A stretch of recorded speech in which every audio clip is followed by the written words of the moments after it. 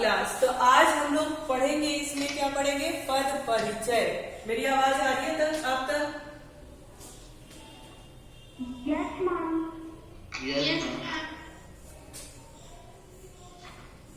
अब आपको इस पद परिचय के अंतर्गत जो आपने संज्ञा पढ़ा है, सर्वनाम पढ़ा है, क्रिया पढ़ा है, क्रिया विशेषण पढ़ा है, ये सारी चीजें आपके इस पद परिचय के अंतर्गत आएंगी। ठीक है, हम लोग इससे पता करेंगे कि पद परिचय जब कोई वाक्य हमारे सामने आता है और उसका उस पद को ही वाक्य कहते हैं। ठीक है, तो उसका पद जब परिचय देते हैं तो उनमें किन किन बातों का हम ख्याल रखते हैं।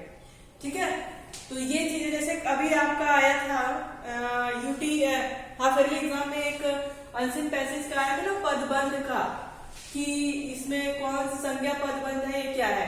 तो आपका इस पाठ से थोड़ा बहुत क्लियर हो जाएगा कि ये पदबंध क्या है। ठीक है, तो अब आप इसको इस पाठ को ध्यान से पढ़ेंगे, सुनेंगे। देखिए, बात होती है कि मुख से उच्चरित, यानी हम जो बोलते हैं, यानी मुंह से अगर कोई भी ध्वनि निकले तो जरूरी नहीं कि वो ध्वनिया क्या हो, सार्थक हो। ठीक है, मुंह से निकली हुई हर ध्वनि ये जरूरी नहीं है कि सार्थक हो। मान लीजिए अगर हमारे मुंह से निकल रहा है म, क, न, ल, है ना, प, अब आप बताओ, ये ध्वनिया तो हमारे मुख से उच्चरित हो गई, लेकिन म, क, न, ल, प इस शब्द से कोई अर्थ निकल रहा है क्या? इस निकली हुई ध्वनि से कोई अर्थ निकल रहा है क्या? निकल रहा है क्या? आप इसका कुछ अर्थ बता सकते हैं? नहीं बता सकते, है ना। तो वही कह रहा है कि मुख से उच्चरित होने वाली ध्वनियां सार्थक और निरर्थक दोनों प्रकार की होती हैं। जो हमारे मुख से जो ध्वनियां उच्चरित होती हैं वो कई समय पे सार्थक होती हैं और कई जगहों पे निरर्थक होती हैं। अब ये ध्वनियां हमारे मुख से उच्चरित हुई लेकिन इनका कोई अर्थ नहीं निकला, तो ये क्या है, सार्थक नहीं है, ये निरर्थक है, ये बिना अर्थ के है। अब इसी की जगह पे अगर हमारे मुंह से निकल जाए क, म, ल, अब आप बताओ कि इस ध्वनि का, इस शब्द का अर्थ होता है या नहीं।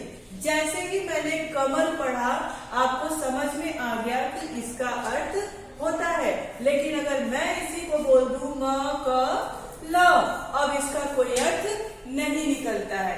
यहाँ पे आप लोगों को क्लियर हुआ कि मुख से उच्चरित होने वाली कुछ ध्वनियां सार्थक होती हैं और कुछ क्या होती हैं, निरर्थक होती हैं। ठीक है, कुछ ध्वनियों के अर्थ होते हैं और कुछ ध्वनियों के अर्थ नहीं होते हैं। आई बात समझ में? आई बात समझ में? Yes ma'am. मेरी आवाज अब तक आ रही है? Yes ma'am. Yes ma'am. हाँ, तो सबसे पहला हम क्या ध्यान रखेंगे, मुख से उच्चरित होने वाली ध्वनियां सार्थक और निरर्थक दोनों होती हैं। कुछ समय में सार्थक भी होती हैं और कहीं कहीं पर निरर्थक भी होती हैं। यानी कुल कहने का मतलब ये है कि यदि हम ध्वनियों को व्यवस्थित क्रम में लिखें, ठीक है, यदि हम ध्वनियों को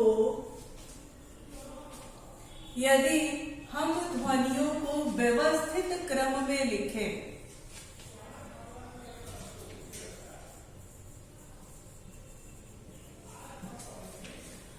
क्रम में लिखें, तो वो ध्वनियां क्या होती हैं, सार्थक होती हैं।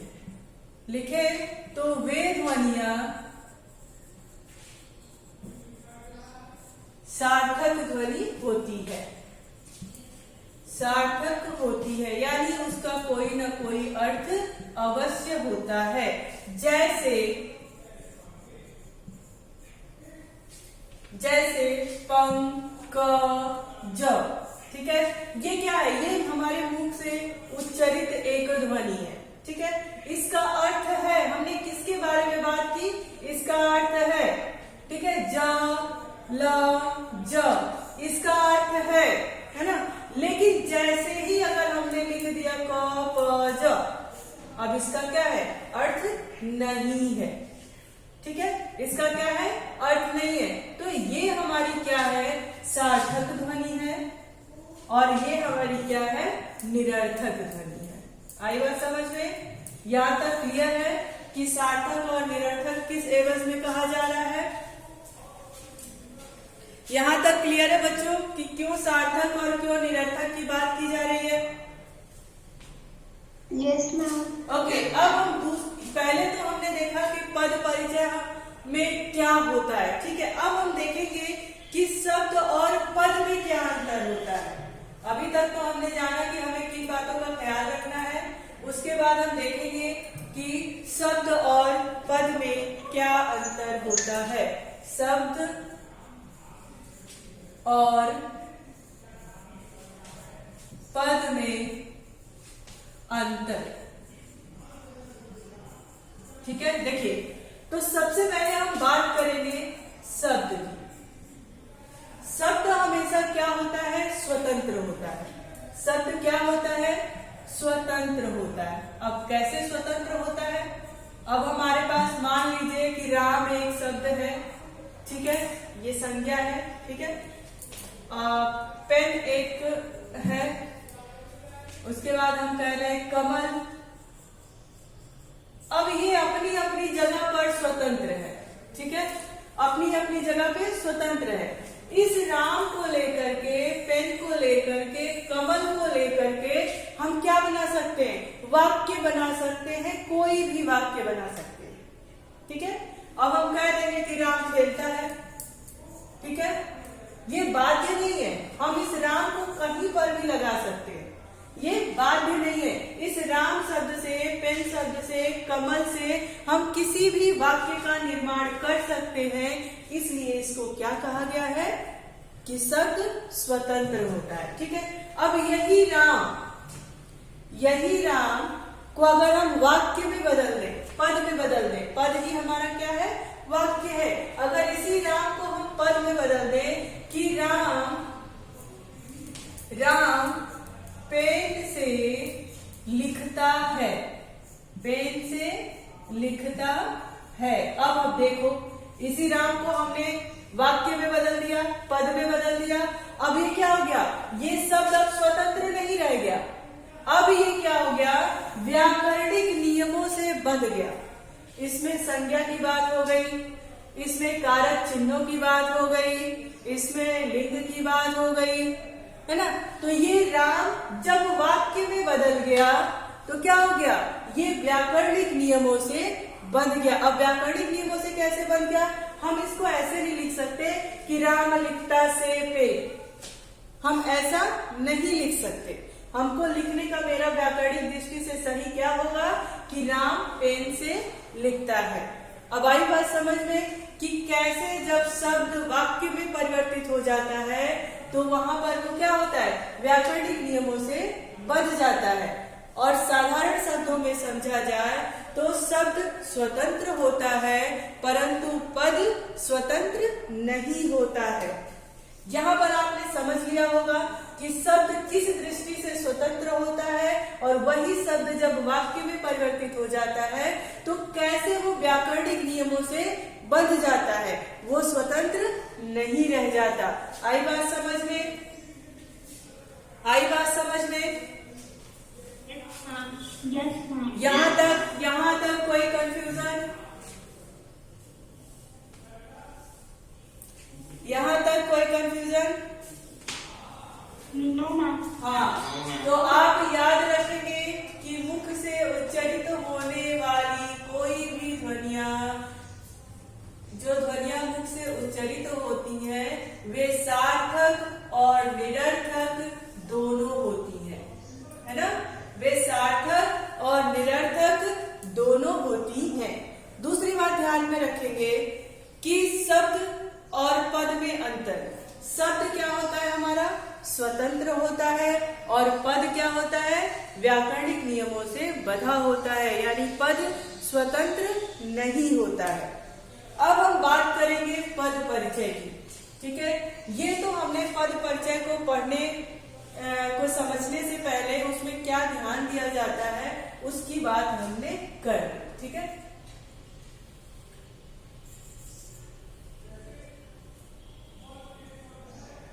ठीक है।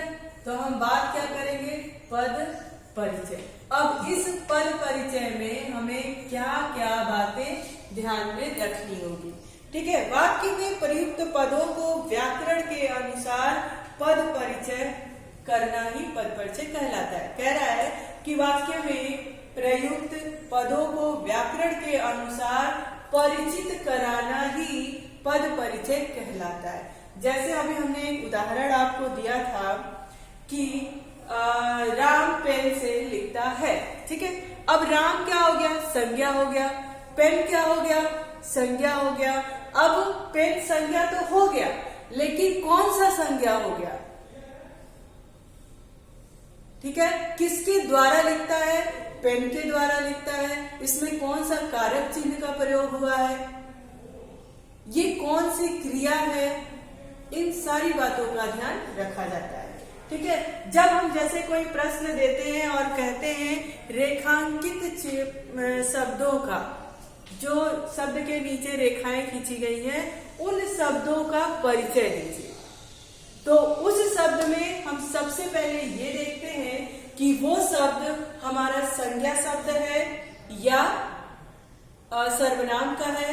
यदि संज्ञा शब्द है तो वो उसका प्रकार क्या है, जातिवाचक है, पुरुषवाचक है, व्यक्तिवाचक है, भाववाचक है कि क्या है। ठीक है, उसके उपरांत हम क्या देख लेते हैं, देखते हैं कि यदि वो संज्ञा, जातिवाचक, व्यक्तिवाचक जो भी है, अब इसका लिंग क्या है, स्त्रीलिंग है या पुल्लिंग है। उसके बाद हम क्या देखेंगे, वचन, ये एक वचन है या बहुवचन है।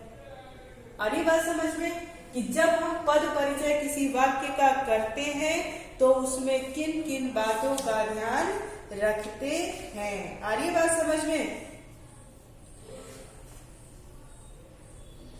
Yes ma'am. हाँ, तो इसी तरह से संज्ञा, आप देखो अब इसमें ध्यान देने वाली बात ये है कि हमने समझ लिया। मान लो, चलो एक उदाहरण देकर समझा देते हैं कि राम ने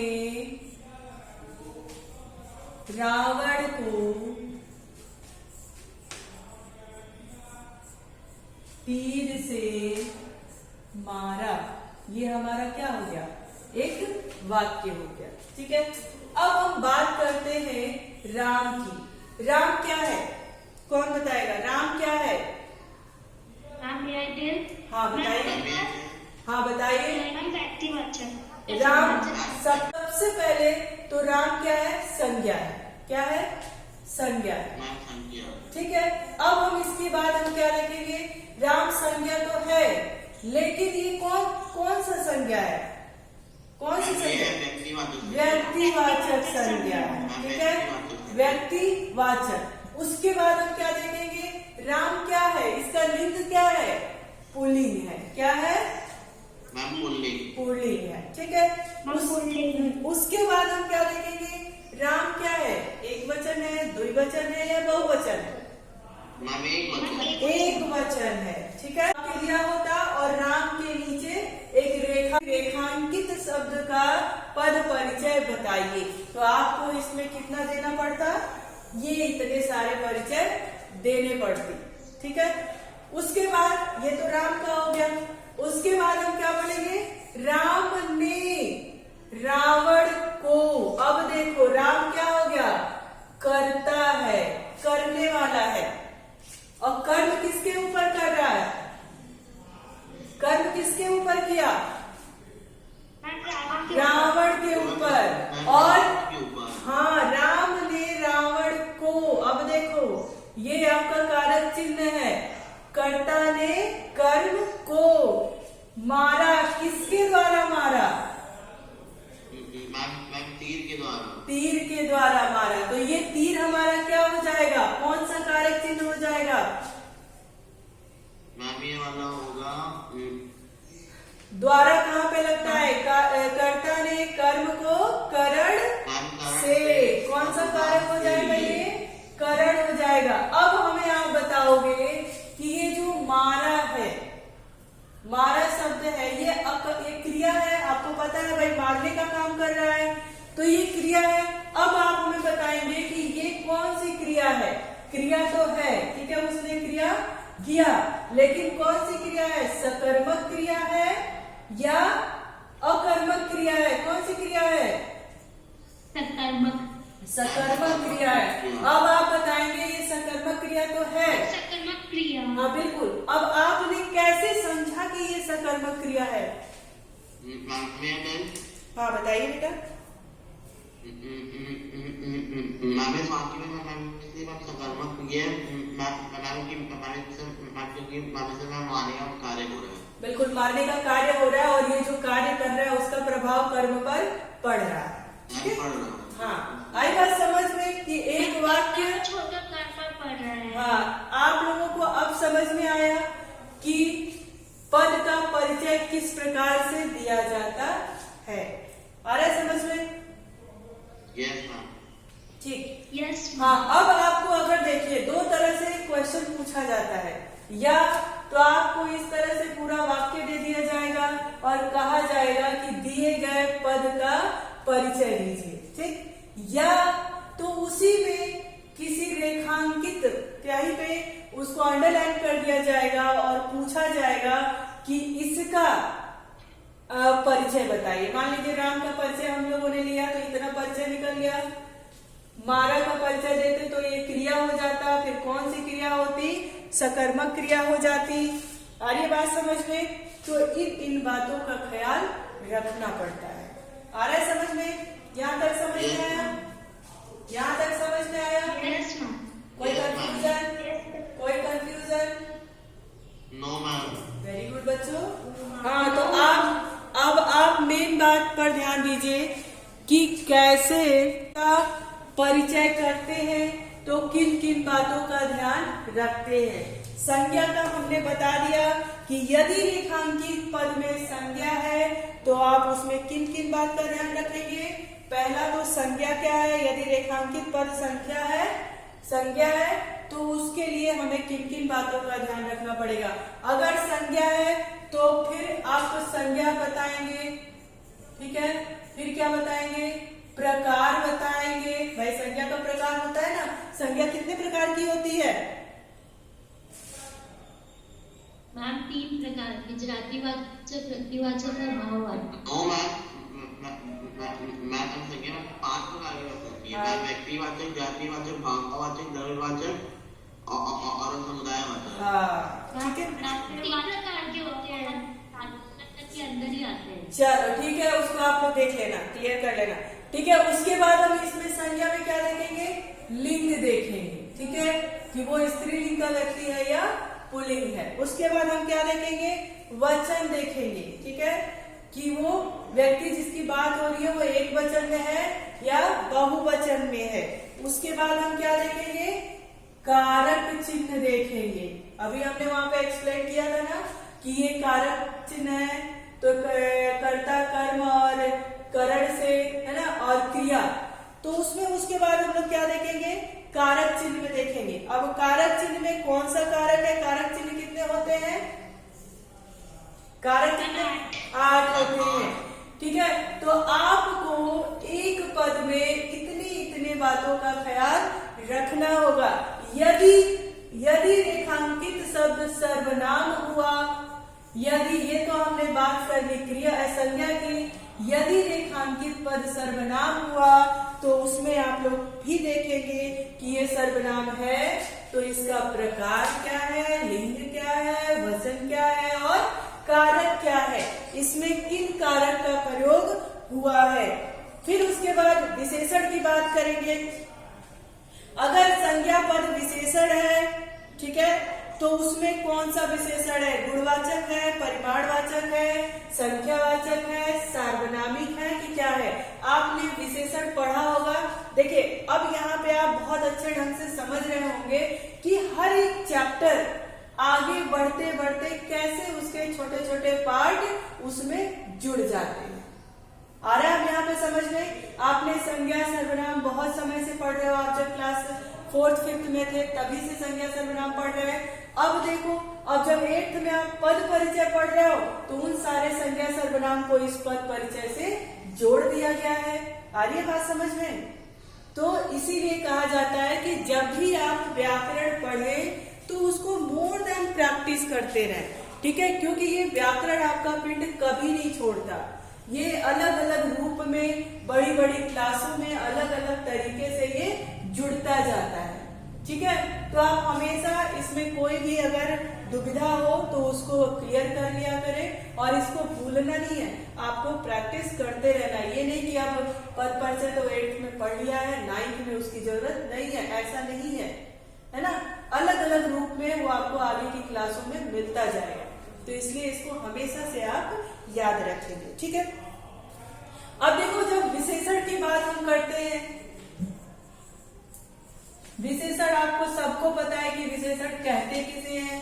जब कोई किसी की विशेषता की बात करे तो उसे हम विशेषण कहते हैं, ठीक है? अब विशेषण के प्रकार कितने होते हैं? तो गुणवाचक, परिमाणवाचक, संख्यावाचक और सार्वनामिक विशेषण, ठीक है? उसके बाद हम फिर से इसमें देखेंगे कि इसका लिंग क्या है। भाई, जिसकी विशेषता बताई जा रही है वो विशेषता का लिंग क्या है ना? वो स्त्रीलिंग है या पुल्लिंग है।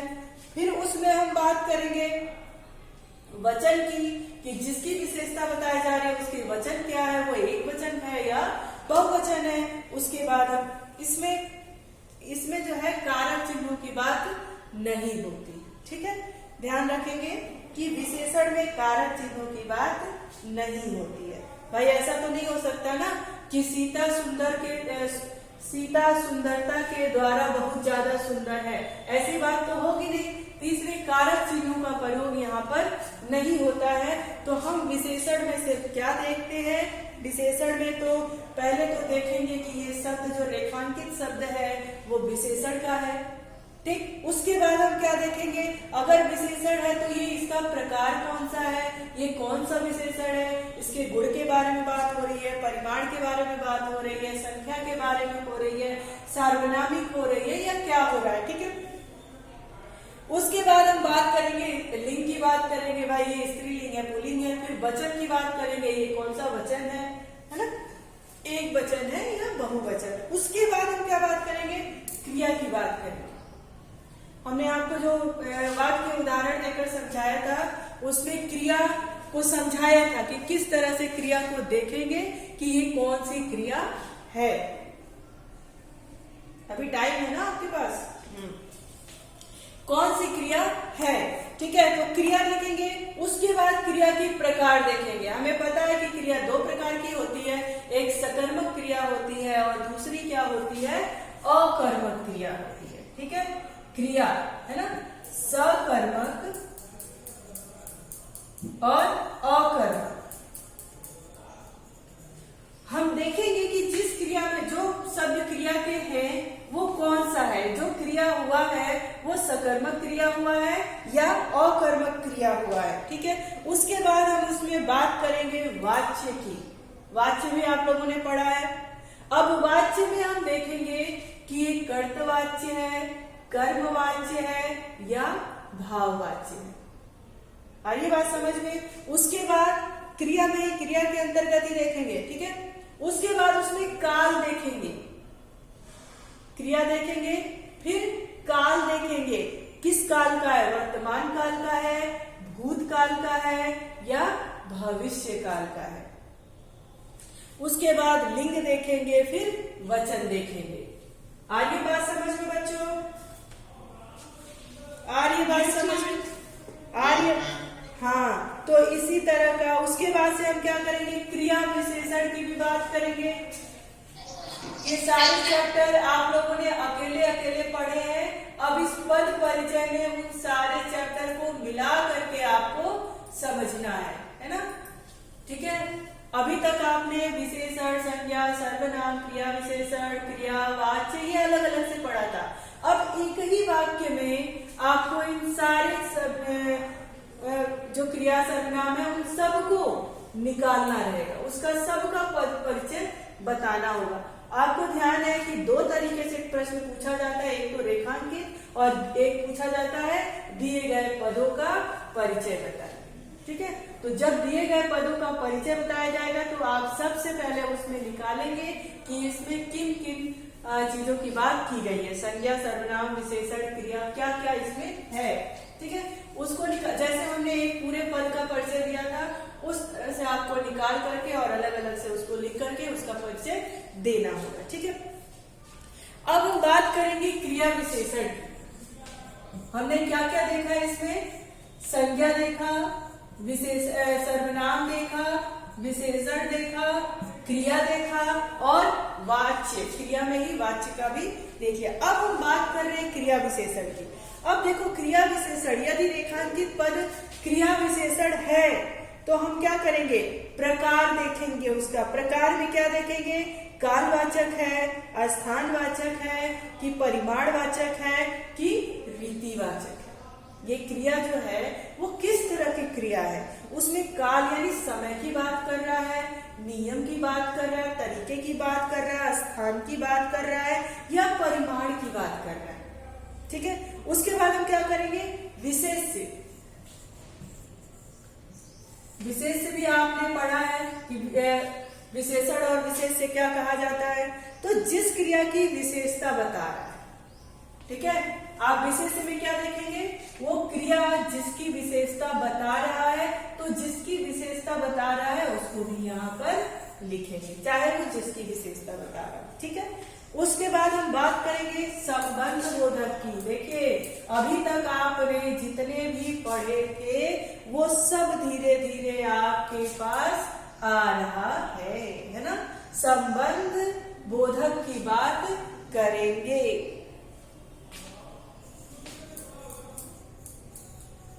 संबंध बोधक क्या होता है? अभी हमने 1-2 दिन पहले पढ़ा था।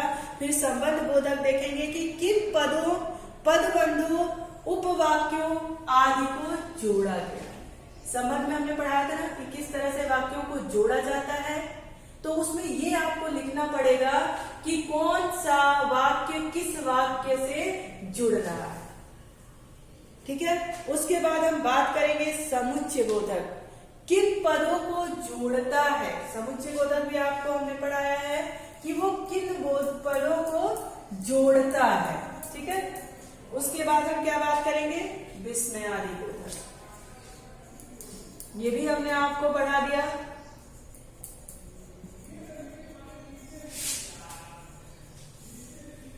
ठीक है। अब आपको समझ में आया कि एक पद में हमें किन किन बातों का ख्याल रखना है। यदि परीक्षा में पूछा जाता है तो हम कैसे उसका परिचय करेंगे। आया समझ में? आया समझ में? Yes ma'am. Yes ma'am. आ रहा है समझ में। चलिए अब बताइए आप लोग कि यहाँ तक कहीं पर कोई डाउट है आपको कि मैम यहाँ वाला दोबारा से बता दीजिए कि इसमें हमें किस तरह से देखना है, क्योंकि अब हम लोग प्रैक्टिस पे आएंगे।